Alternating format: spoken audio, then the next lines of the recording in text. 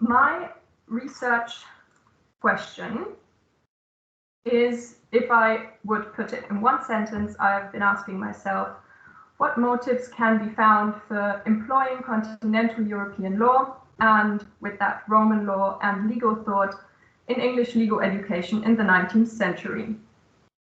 So broadly spoken, in the 19th century, important steps in the formation and definition of the European legal systems were taken, and the idea of law as part of national identity grew, and still civil or Roman law actually was an important part of legal education. Why is that? To begin with, I'd like to summarize a little bit of the relevant background, probably well known to most of you. English legal education had arguably been mostly dormant for some centuries until the 19th century, when there was a revival of legal education and an institutionalization began. The universities, Oxford and Cambridge, obviously were relevant, the foundation of the University of London, or UCL. There were mostly 1 or 2 chairs for law, but often no lectures were held, especially in Oxford and Cambridge, and neither common or civil law were an important part of the classical liberal university education. Similarly, at the Inns of Court, by the 19th century, there was no systematic teaching or examination whatsoever. There were very sporadic lectures and no real examinatory requirements to be called to the bar. Only membership was required, which is why it was said that you could eat your way to the bar. So the main legal training received was practical at the inns. Knowledge and skills were mainly gained through apprenticeships in the chambers of barristers and solicitors and through private study. Thus, the question what actually constituted a good curriculum for legal education was or is by no means a trivial detail of past times. It resulted from and in a broad political debate since this condition, or even since the condition or even absence of an institutionalized and systematic legal education in England was perceived as an embarrassment, especially when compared to the continent and the US. So if we take the well-known dictum of common law existing in noble isolation from the continent as a point of departure, the question I'm asking arguably might be founded on a contradiction. There exists this narrative of the apartness of the English legal or the British legal tradition from the continental one, and still Roman law was an integral part of what was taught in the 19th century. Why was that? Was Roman law maybe perceived to be especially systematic, logic, just, or easily understood? So more specifically, I have been asking myself, what benefits did the relevant stakeholders actually expect from teaching Roman law? What branches were seen as especially relevant and why? And then maybe on the second level, what does this tell us about the English perspective on Roman law in the 19th century? After having given a quick insight into the question, I will quickly explain what sources I've been looking at, and then I want to tell you something about Haileybury College, the legal training there for colonial civil servants from the East India Company kind of formed the point of departure for my project. Lastly, I will share some of the hypotheses I have been working with so far. Sources. I have been looking at law examinations and curricula, which are kind of an objective stock take of what was actually taught. Then I can find out what topics of Roman and continental law were taught, examined, where did the focus lie, and what topic or subject belonged to which part of the curriculum. Examinations can kind of be identified as a distillate of what was actually taught. Then I am looking at textbooks, especially their prefaces on Roman law, English textbooks, and articles on legal education by professors and readers. as well as on reports from relevant select committees and the Royal Commission. That gives the opportunity to trace what contemporary stakeholders in legal education, what motives they had for structuring and arranging teaching and curriculum, and how they, for example, shared propositions for reforms. So it's kind of an individual and subjective perspective on why Roman law should be studied.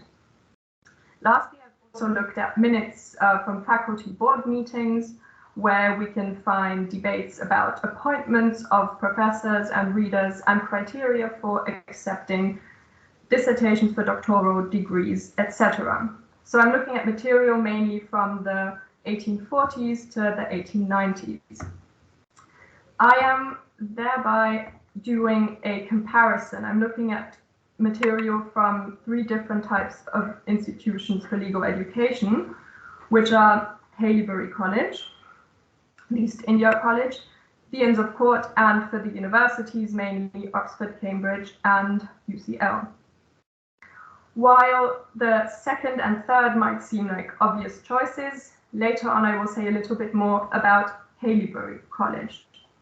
It was the first institution that claimed to offer an institutionalized training for civil servants, especially for the East India Company, and this included English colonial judges that were sent to India. Materials from there are mainly from the 1840s and 50s.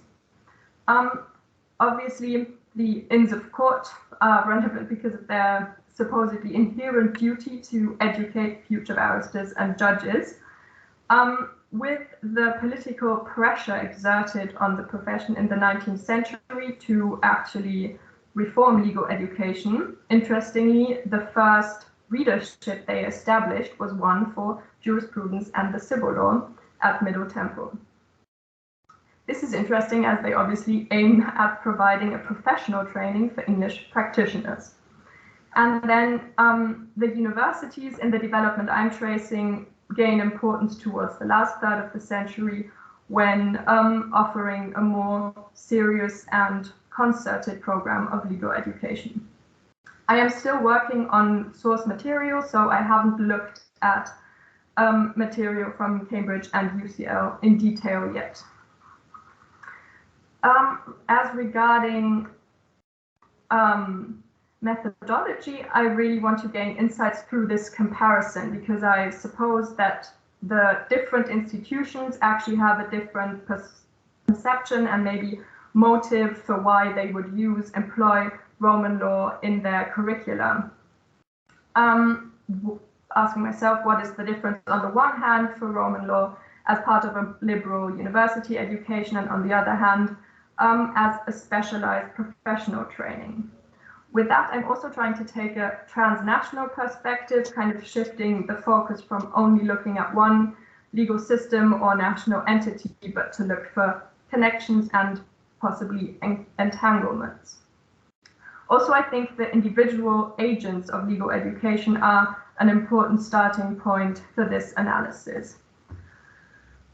So, Haileybury College, as I said, offered the first institutionalized training for civil servants, and they, upon completion, the candidates were sent to India as writers, being magistrates or judges, roughly said, at the East India Company's courts.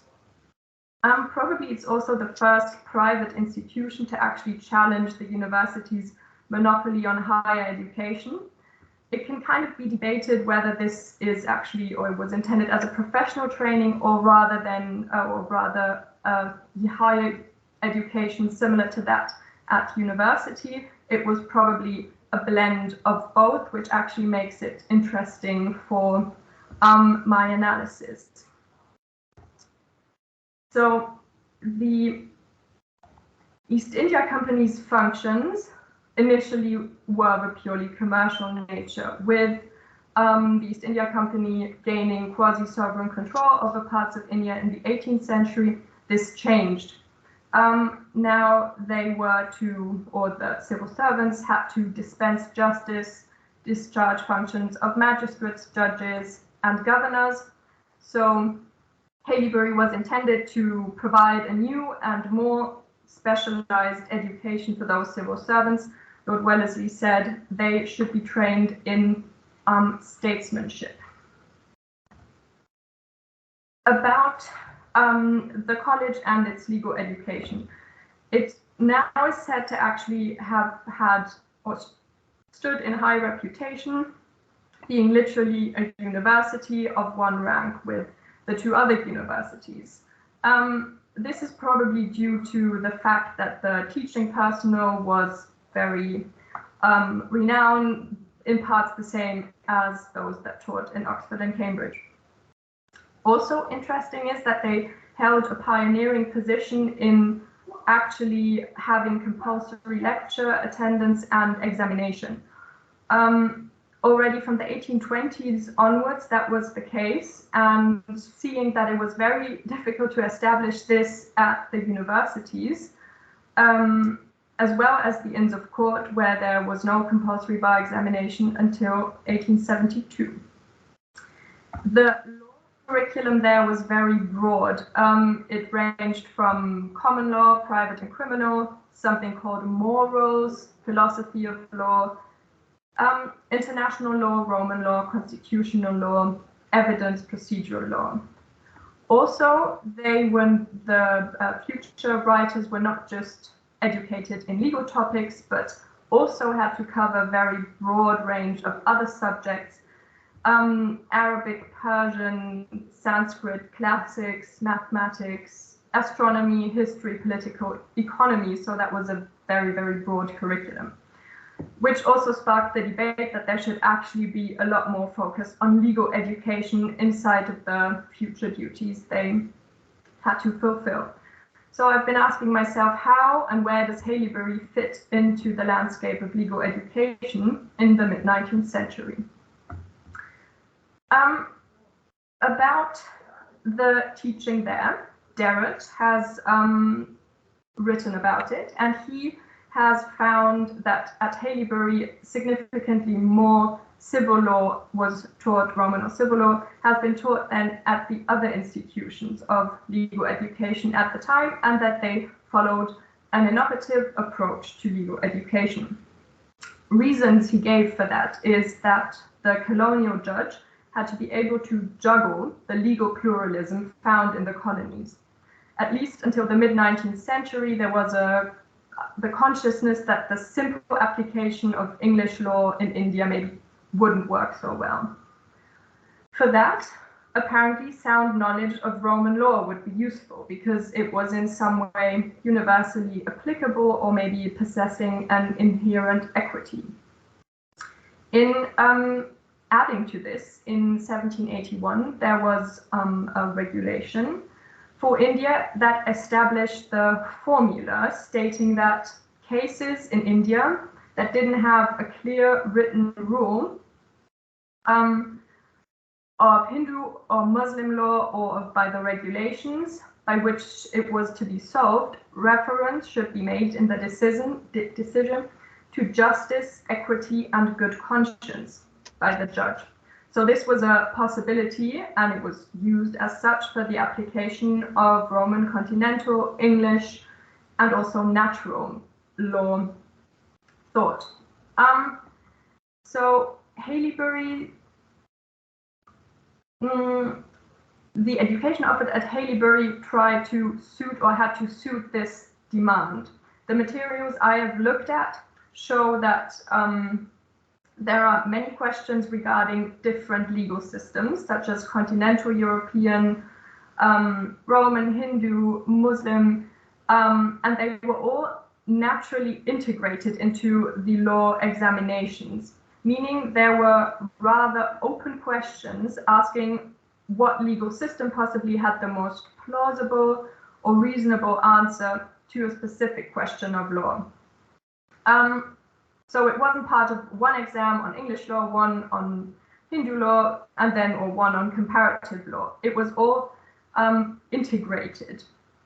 So there was a very strong comparative and what I call integrative approach. Looking at it from a quantitative perspective, actually 1/4 of the entire law examinations or questions in law exam covered continental European and Roman law. Also, Haileybury, Derrett said, taught principles of universal jurisprudence. He doesn't quite specify what exactly he means, but probably that meant a more scientific approach taken to law rather than a practical, i.e. teaching a systematic understanding of principles that underlie the law and incorporating more theoretical aspects such as legal philosophy, history, and these comparative perspectives to really understand and not just reproduce the law.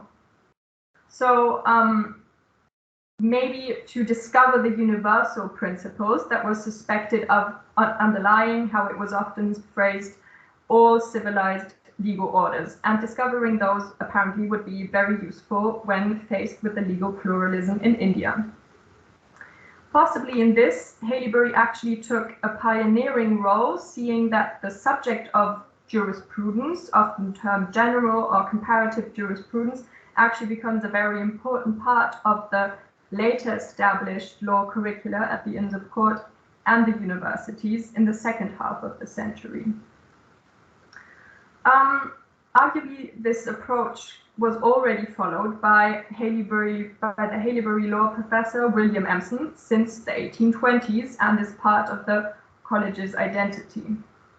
So William Empson was law professor at Haileybury for about 25 years, from 1824 to 1852. Probably all the law examination records can be traced back to him, and he was law professor and also a regular contributor to the Edinburgh Review and also its editor. And his former student and later colleague at Haileybury said about him that he was not some acute special pleader, but one deeply versed in Roman continental and in English law, which is an interesting order to actually list his competences, I think, as he was educated in England. He was working as a barrister in London before, and it suggests his exceeding interest and possibly also competence in Roman and civil law. And there's evidence found that he aimed at passing that on to his students. So that also supports the increase that can be found in consultation of civil law in the colonial administration in India. What I've drawn from the examination papers is also mirrored in the evidence he gave before the Select Committee on Legal Education. He said that he regularly lectures, what he says, in two parallel lines, connecting the English law of contract with the statements of the civil law, the Roman law, the French, and so on. So that committee report also shows he was very versed in German legal literature at the time and also aware of German teaching practices. So with this comparative analysis I'm undertaking, I will try to answer the following question. Is it verifiable that Haileybury taught more Roman and civil law? Was this integrative approach I was talking about specific to the training of the colonial legal servants, or was it part of a wider tendency in the 19th century? Which brings me to some hypotheses. So I think Haileybury did not teach significantly more Roman or civil law than it was done at the Inns of Court or Oxford. Of course, that is not really possible to establish with quantitative certainty, but first of all, I guess as a modern onlooker, and definitely I myself was surprised about the extent to which Roman law was taught, and possibly or probably not necessarily more at Haileybury than at the other institutions. I said at Haileybury maybe about a quarter of the whole education kind of regarded the sphere of Roman and civil law. At the Inns of Court for most of the 19th century, 2 of 5 subjects taught actually heavily drew on Roman law and the civil law tradition. From the 1880s on, it was continuously discussed to abolish Roman law at the Inns of Court, but it didn't happen and was compulsory for the bar examination until 1964. For Oxford, to give another example, for most of the 19th century, there were 4 professorships for civil law, jurisprudence, international law, and English law, and those also were the examinations that were conducted. And according to the examination regulations, English law was actually optional for examiners to include if they thought it fit. The graduate degree had more of a focus on English law. And actually, well until the 1880s, the amount of Roman law taught was actually even enlarged in the curriculum. So Roman and civil law was also very present. The difference to Haileybury maybe lies in this integrative approach taken, and at Haileybury that probably, in spite of the manifold criticism the college in general also received, probably was intended as being very precisely tailored to the duties that the colonial judges faced in India. Secondly, it can be said that there was a general revival of Roman law teaching and scholarship in the second half of the 19th century. This is, of course, probably also due to the strong influence of German scholarship on Roman law in the 19th century, but I think it also comes from kind of within, due to the political pressure to reform legal education. So Roman and civil law wasn't just quantitatively kind of important, but it played a special role. It stood for the revival and reformation of legal education in England, and to some, I think it's supplied through its own nature and contents, as it was perceived in England, the method by which students in England should study law, and that maybe it would be better to do that than trying to tackle the chaos of English law directly. Thirdly, teaching Roman and civil law was motivated by the possibility to offer a legal education based on a scientific foundation.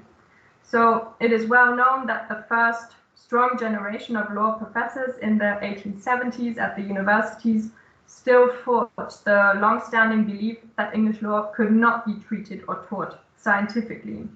So when educational reforms were called for, the successful continental tradition arguably offered a good orientation for a framework for a method of teaching law scientifically, while being able to refer to an authoritative foundation. And the science of Roman civil law was an established and very relatable method known since the Middle Ages, and also known from, or methodologically kind of known from classics and theology. So it was hoped that lawyers that were thus trained would build an English legal academia and a professorial class. So it was hoped, and then also to improve the quality of legislation and to systemize the large mass of English case law. So it wasn't quite yet established what scientific could actually mean, but it was definitely associated with being systematic, orderly, classified, logical, coherent, and easy to understand. And that was seen in Roman law, and it was kind of used as a model legal system, which inevitably led to glorification and also simplification of Roman law. Through this, lastly, Roman and civil law in legal education acted as what I call it maybe a tool of development of an own legal science in England, of Roman and of English law. So the focus on Roman law and jurisprudence in teaching, due to the necessity to establish and reform legal education, was directly linked to the academical work and mirrored them. It eased the transition from maybe the more limited scope that English legal academia had well into the 19th century to a full-fledged English legal scholarship. This notion of a tool is maybe also reflected in on how aspects of German scholarship and methodology were kind of used or imported, but it wasn't really reflected that it was done. It was simply done, and I guess that was because Roman law wasn't really perceived as something foreign, but a common good of which use could be made everywhere. Interestingly, also the notion of a tool was that the Roman law used or taught was pretty much that was relevant to the contemporary English law student. So it was first a strong focus on property, possession, and succession, and then maybe adding more contract law later to give an idea. So all in all, maybe that is not so strange, keeping in mind the strong classical or tradition of classical studies, even though Roman law might have been quite far away from everyday practice of the common law. And maybe as a last point, this kind of tool for transition and development of English academia can be traced in the academic literature of the lecturers and professors I've been looking at, i.e. the Inns of Court, the universities, or Haileybury. In the 1850s, a lot of the books published were translations or explanations of German textbooks on Roman law. Later, more English academics published on subjects of Roman law, and then there were more and more English textbooks on English law. Interesting also what can be seen when looking at the criteria for doctoral dissertations at Oxford. Until the 1890s, firstly, there don't seem to have been that many, and secondly, most of them actually were on Roman law. Possible reasons for that are that English law still wasn't seen as apt for scientific work, because the dissertations handed in on English law often were said that they couldn't meet the criteria for a good scientific work, i.e. using a scientific methodology, an extensive analysis of secondary literature, and a systematic and comprehensive presentation of an entire subject. So, close up, I think that obviously the traditions of common and civil law share multiple points of contact, but that English legal education in the 19th century is a significant example, or at least one that I find very interesting. Thank you very much for your time, and I'd be very happy to hear your thoughts. Thanks very much. That was really interesting. Really enjoyed that, and I'm sure the audience did as well. So if anyone has any questions, please put your hand up, and then I'll choose one by one.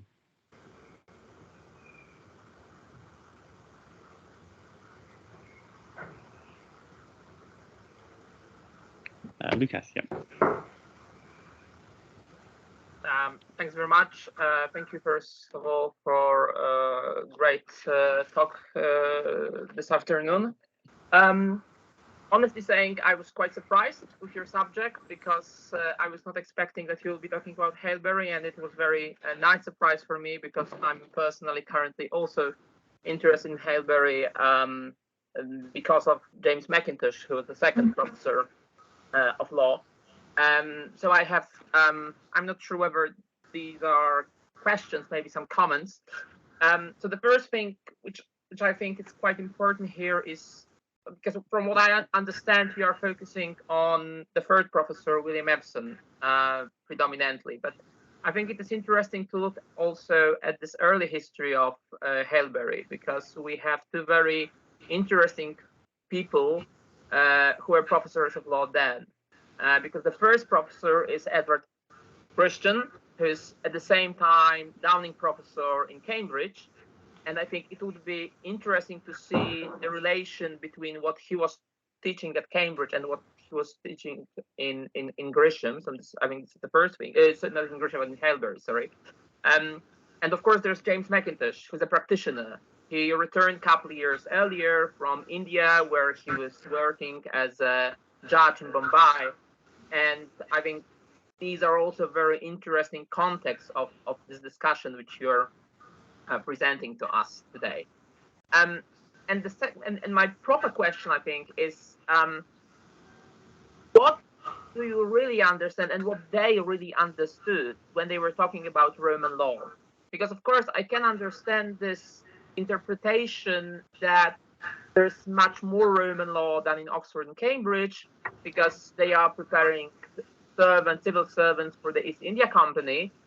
But after all, I'm thinking whether they are really studying Roman law, or maybe they are studying, let's say, law of nations and some principles of Roman law based on law of nations based on Roman law, because I think it would be more justified to look at their needs from this perspective.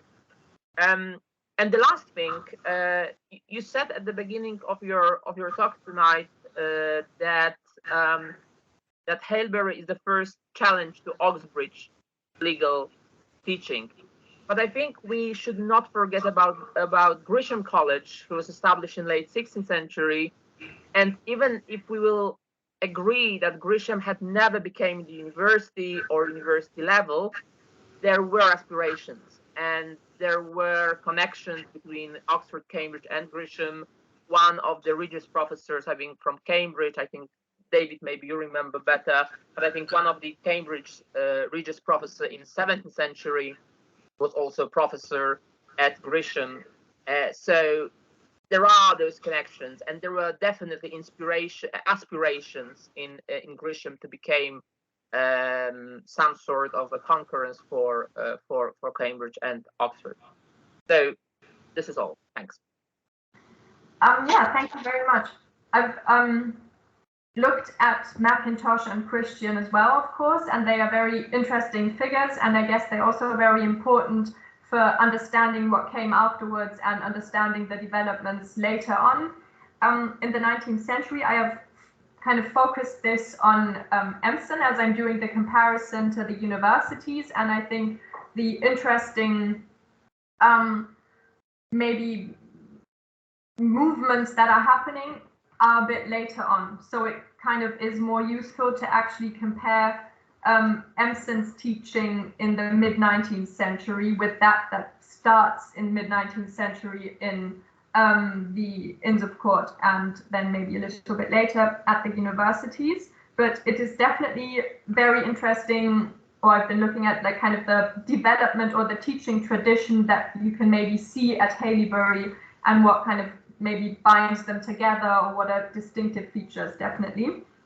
And of course, it's a very big question, what do they actually mean by Roman or civil law? And obviously these two terms are also used kind of, yeah, not necessarily in a coherent way of meaning maybe classical Roman law, and then civil law being the current or contemporary continental law. So it is a big, maybe, yeah, lack of clarity to actually establish what they mean, but I'm not sure if it's so important to kind of finalize what they thought they were teaching. It's more important, I can see when they have an examination what they call Roman law, then I can see what they ask the students, and then that is what they think is Roman law. And law of nations obviously is very is an important subject, and is relevant in like the kind of the second subject relating to Roman and civil law. So mostly there was Roman law, and then there was jurisprudence, which sometimes incorporated law of nations, international law, legal philosophy. So that definitely had also had a prominent rank in education, but at least for them, they can differentiate that from what they call Roman law, knowing that it obviously heavily drew on one another, or law of nations from Roman law, but they do make a clear difference. between the two. Great, David. Just 2 or 3 observations. Firstly, you talk about German scholarship. So when Oxford set up the final honour school in the 1870s, I think, they implored Erwin Gruber to do the book on the Lex Aquilia, which is highly Germanic and is a very good scholarly book, still the best book on the subject. I think in general about the Roman law literature that you're getting through the 19th century, that until you get the digest being studied when Oxford and Cambridge reformed themselves, it's a pretty trivial treatment of Justinian's institutes. There's no sophistication there that I've been able to see. And effectively it's rewriting the Roman law to fit with a rational scientific English audience. But when you come to Cambridge, there is a lot of good stuff about the debates setting up the law tripos, which I think is can't remember, it's about 1880. And there, the moving force behind it was the professor of Roman law, E.C. Clarke, and they resolve that it's going to be substantially based on Roman law for those students who want to seek honours. Students who only wanted a pass degree, if I can remember the quotation, could limit themselves to the more moderate demands of English law. English law was thought to be really, really basic, simple. You just copy out what the cases say. Now this, despite the fact that by the time we get into the 1870s, we've got some pretty sophisticated treatises of English law being written. But still it's seen as just a very easy subject. And Roman law is where the focus is. There's a very good little book, which we have in Cambridge, by E.C. Clarke, explaining the whole philosophy behind the setting up of the tripos. So it's a very interesting topic. So good luck to you.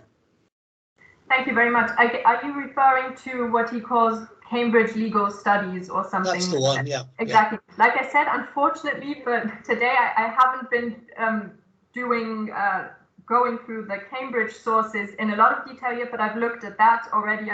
And it's I'm very eager to see the difference in the teaching of Roman civil law in Oxford and Cambridge, and then even UCL, because I think there are differences to be found and different developments or influences, actually, like you said, by Erwin Gruber, who I think is a very interesting kind of agent of transfer, because I guess up until then, they didn't really import that many people from the continent, as one might think. And it was still very much done by English people or scholars. And then I think he played a very important role, and I guess also taught for quite some years at the faculty. So he's a very interesting person to look at. Great, Ben. Thank you. Well, that was fascinating. Thank you very much. I might pick up on something that David just said in a moment about Oxford and Cambridge. But just think about Haileybury. I mean, having read memoirs by some of the graduates of Haileybury, it seems to me that they envisaged their role in India as being more akin to the English magistrates, which doesn't really have a continental European equivalent, in that in 18th, early 19th century Britain, magistrates were both judges, but also officers of local government. They did most of the local government's executive functions. And that's what these men expected to do in India, and they needed as much law as they needed to do that. So I think it's a rather different kind of legal education, and I'd be interested to hear if you think the curriculum actually reflects that, but my perception looking at their memoirs is that's what they thought they were doing. If I can just pick up on something David just mentioned, I think sometimes you make 19th century universities sound quite modern. as if they're like modern research universities designed to teach. And as David pointed out about the pass degree, I mean, as late as 1912, 45% of Cambridge students didn't study for the honours degree. And I wonder where Roman or civil law sits in all the places outside the honours degree, whether actually lectures on Roman law were being given by the Regius professors and past men were going to that. In Oxford, are they studying Justinian as part of the classics curriculum? Is it there in Greats? Do they encounter Roman law in classics rather than in law? I'd be interested to know, have you looked beyond the law tripos? And does Roman law exist in any of those spaces that are survivals of a much older kind of university? I think that, or what I would suppose is that actually the treatment of Justinian or Gaius or something wouldn't have been any more elaborate in the classics degrees. As I said, I can only now speak for Oxford in detail, or I've only looked at that in detail. I think that there was obviously a close proximity and the possibility to actually approach classical legal sources quite easily due to the education, due to a classical foundation of their education. I'm not sure, or I'm quite sure it didn't play a prominent role, and it was reserved for legal studies. And obviously it was something that really had to kind of struggle to gain relevance in the university kind of horizon. It wasn't a very popular, very well-known degree, and I guess it kind of grew in popularity in Oxford through being combined with history for some time and then being split off again and then having the own honours school. And you can see that not very many students, or the number of students taking those degrees really had to grow throughout the century, but I think the classical educational background provided proximity and kind of possibility to access it. And it's also often mentioned that it would be important to know more on Roman law in order to enhance classical studies. This is where kind of law and history, the entanglement of the law and history degree, I guess, kind of made it popular, or people found it kind of good to study. And then it kind of emancipated itself from that and try to gain an own standing. That is how I would perceive it.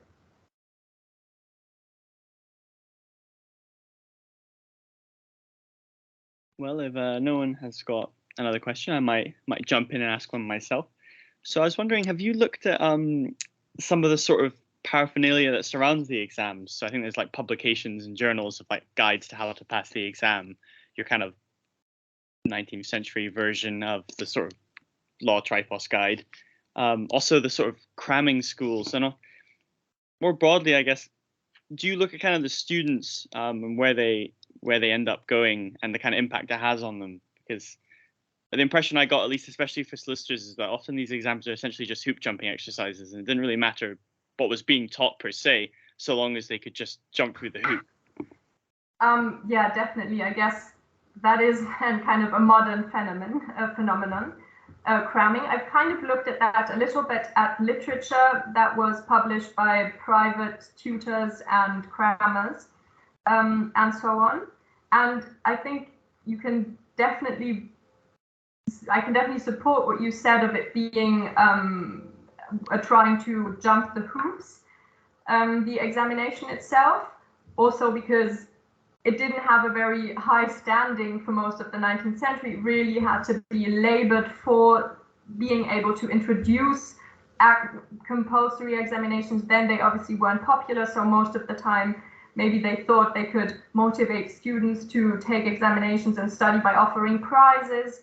So I think you can say that about the examinations, and you can obviously also check how many people took it and how well they did. But I guess it's important, like you said, to look at more student-focused sources, but then maybe also what was the intention of a reader or professor. and why did they lecture what they did. And I think that is a question separate from whether or not the examination was well designed or whether or not students were motivated or just crammed. I think I would separate that as two perspectives on it. So I think lectures important or very important next to examinations. I guess it's also, maybe what's also relevant for that none of the institutions, as far as I'm aware, actually kept solutions to the examinations. So you can't find what they thought their students should be writing or what would be correct. So I think by that maybe you can see that it was a formal requirement that some people really wanted to introduce, and a lot of people really saw a value in. Maybe going back to the memorials of former Haileybury students, they collectively say that the whole kind of level of teaching at the college improved largely when they introduced examinations and compulsory lecture attendance in the 1820s. Yeah, so I guess that's an interesting notion for that, and shows how difficult it actually was to kind of reach students substantially, even in the 1870s or 80s or 90s at the universities. Right.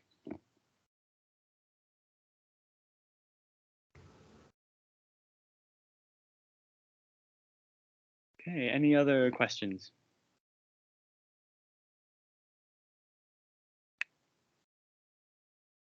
Maybe I could ask a quick question back at Ben Griffin. You were saying that I kind of maybe invoked a very modern perception of the universities.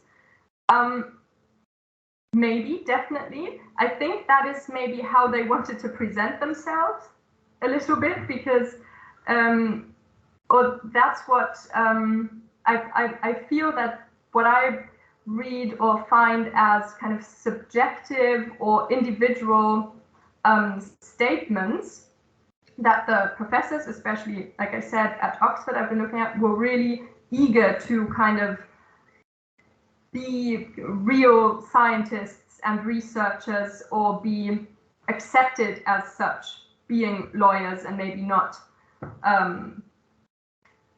theology professors.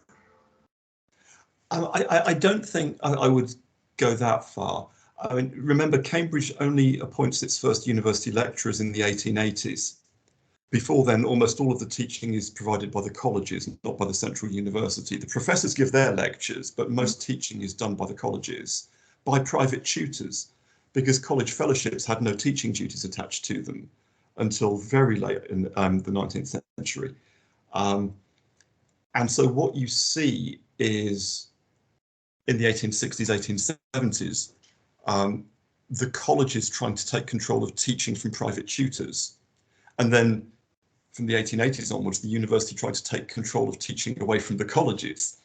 And the big expansion of university lecturers happens in the 1920s.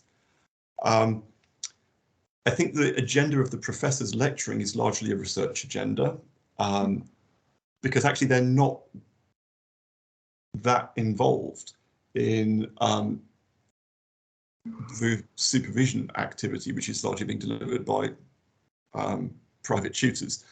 A large portion of college fellows have no teaching responsibilities. They often use it to prepare for the bar, but 2/3 of Cambridge graduates in the 19th century become clergymen. You know, the University of Cambridge is effectively a seminary. It's not there to send people into the professions in the way that a 20th century university is. Cambridge doesn't introduce the PhD until 1919. So the idea that it's there as a way of providing some kind of scientific research training, I don't think is there. I think that's a 20th century invention. You can see aspects of that creeping in the late 19th century, but I think in the 1880s, quite a lot of the old 18th century university remains. Which isn't to say that people aren't innovating. Obviously, the separation of law and history from the moral sciences tripos, and then the separation of law and history in 1875, we didn't talk about John Westlake as someone interested in introducing Roman law as Professor of International Law. There are these kind of modernising currents. I'm going to regret the use of the word modernising in a moment, but there is that current happening. But it remains a recognisably Tudor institution right until the early 20th century, I think. Sorry, that's not very constructive. I'm sorry, but that's what I had in mind when I said it's not a modern research university. Okay, I guess when I talk about the University of Cambridge or the University of Oxford, as I just said, I am only referring to the individuals I've actually been looking at. I'm not trying to kind of form the opinion what the university wanted to be doing with Roman law, and I'm not implying that there's a concerted plan. Like I said, I think it's very important due to the fact that the structures are only being built to look at the individuals doing so and their motives, and that is what I was presenting, shortening it with the university, but like I said, it's the professors and the readers and what they kind of said and wanted, and that's what I've been looking at, and not the university in a technical term. Yeah, but thank you. One of the things we have in Cambridge is some sort of question sheets, sometimes with answers on them, from these private tutors in the 1920s. I don't think we go any earlier than that. It's just a sense that this is telling them what they have to believe. A friend who died only recently, but went to lectures in the 1920s. He went to Buckland's lectures on Roman law and said even for him, as a highly intelligent German student, they were almost incomprehensible. Nobody could follow a word that the man was saying. So you have the formal education there, but the real teaching, as you say, Ben, is being done by these peripatetic tutors who are just earning their living teaching group after group, individual after individual, of getting paid very little. But I wonder how that feels. So yeah, I might ask one more question. Although of course anyone else is free to ask after me.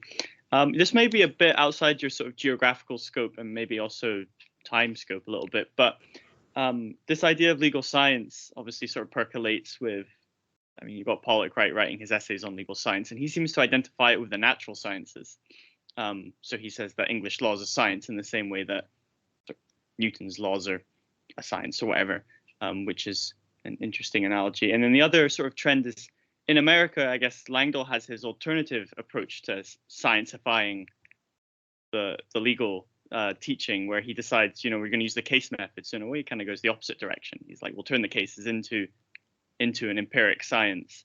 So I don't know if you sort of draw connections between those two, because obviously Pollock is writing letters and whatnot, but it could be an interesting angle. Yes, it is very interesting, as I kind of touched on a little bit, what they actually imagine this concept of legal science to be filled in or out with. And I think, yeah, Pollock is very interesting in how he also has this strong comparative approach and then very technical, and I think that is maybe quite, I guess, quite typical for this idea that I'm kind of trying to trace a little bit to make it very easy and logical and coherent. And he saw that doing his comparative jurisprudence would definitely kind of set free this layer of clear principles.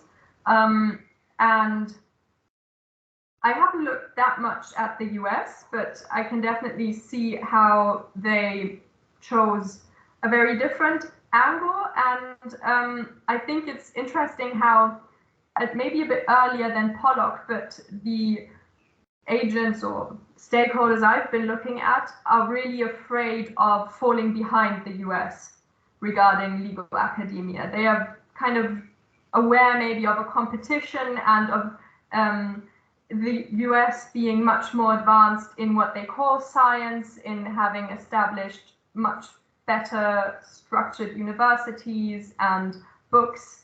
And I guess for recommended reading, they obviously recommend maybe some English works, some German works, some French, some classics, but also definitely Kent and Story, and they always refer to being having to rely on those kind of works because they are just very advanced in the methodology they are using, and they kind of see a competition and also see that there's more advancement in establishing a science, but they might also then choose to take a different way.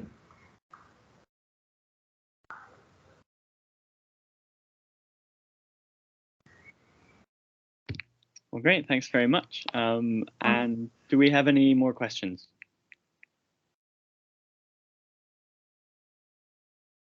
Nope. All right. Well, thank you very much, Victoria, for that fascinating talk.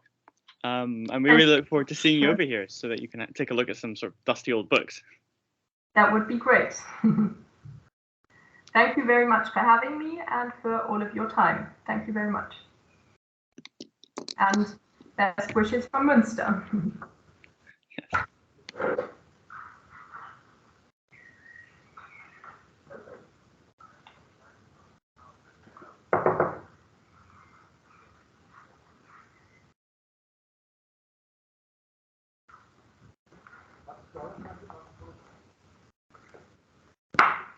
Okay, well, nice one. That was great. I hope you got some useful stuff. Yes, definitely.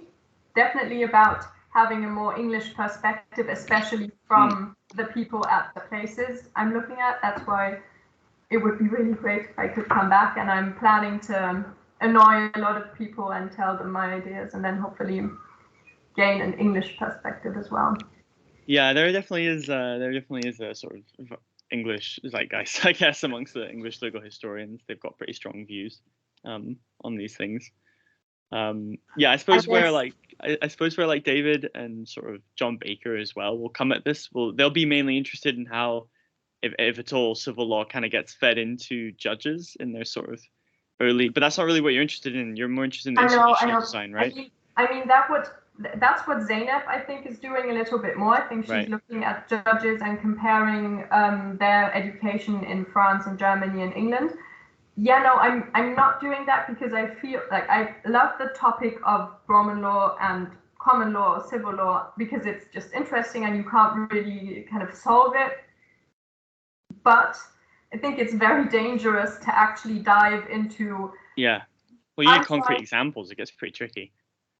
Exactly. I mean, how will you prove or kind of show that the judge studied this and then that's why he did that? And I think it's kind of a bit old and not so gold to look at judgments and try to find traces of civil law. So I really try to focus on. Yeah, I like the institutional design approach is quite interesting. I think it kind of also, yeah, I think it just, yeah, it's a bit easier and less dangerous to look at the motives and the intentions. And I think that's interesting enough because I can say it doesn't matter whether or not loads of people took this examination because it's about what the person teaching thought that would be important and what he thought about Roman law, not so much maybe what came out the other end, because I just think it's very difficult to know